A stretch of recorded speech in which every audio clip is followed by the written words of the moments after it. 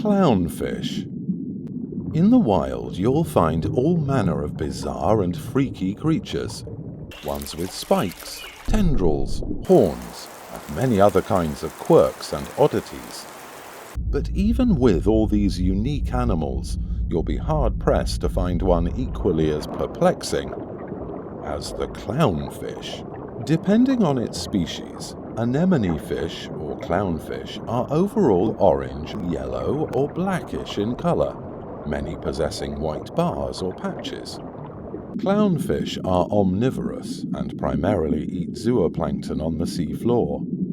The largest an anemone fish can reach is a length of 17 centimeters, or 6.7 inches, while the smallest barely achieve 8 centimeters. These colorful, bright creatures have taken to the warmer waters of India, the Red Sea, and of course, the Great Barrier Reef.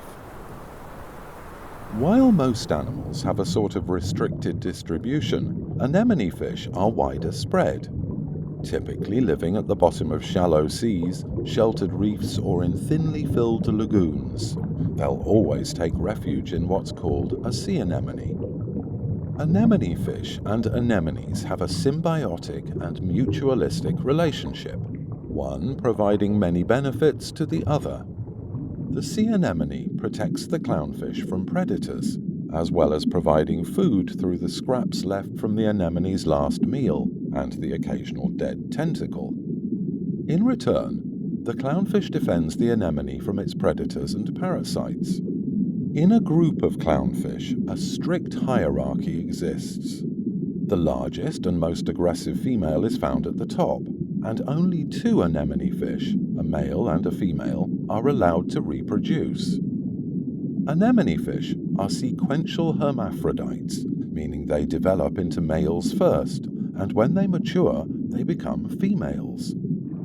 Clownfish will lay eggs on any flat surface close enough to their host homes, and depending on their species, they can lay upwards to 100 or even a few thousand eggs. The male parent will guard the eggs until they hatch about 6 to 10 days later. Anemone fish colonies usually consist of the reproductive male and female, and a few male juveniles which help tend to the colony. The reproductive cycle of anemone fish is often correlated with the moon's phases. Rates of spawning for anemone fish peak around the first and third quarters of the moon. The timing of this spawn means that the eggs hatch around the full moon or new moon periods. In terms of parental care, male clownfish are often the ones responsible for looking after the eggs. Male anemone fish care for their eggs by fanning and guarding them for 6 to 10 days until they hatch. Females, however, display generally less preference for parenting than males. All this suggests that males have an increased parental investment towards eggs, juxtaposed to their female counterparts.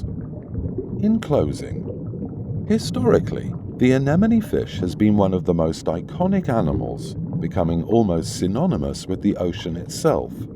That's quite a feat. But a lesser-known endeavor that these fish overcome each and every day is that of the chaos of the ever-changing wilderness. In our lives of technology, medicine, science, space, and quantum mechanics, the unknown has slowly become a fear of the past.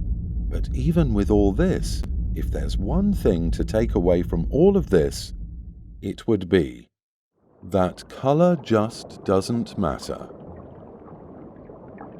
Color just doesn't matter.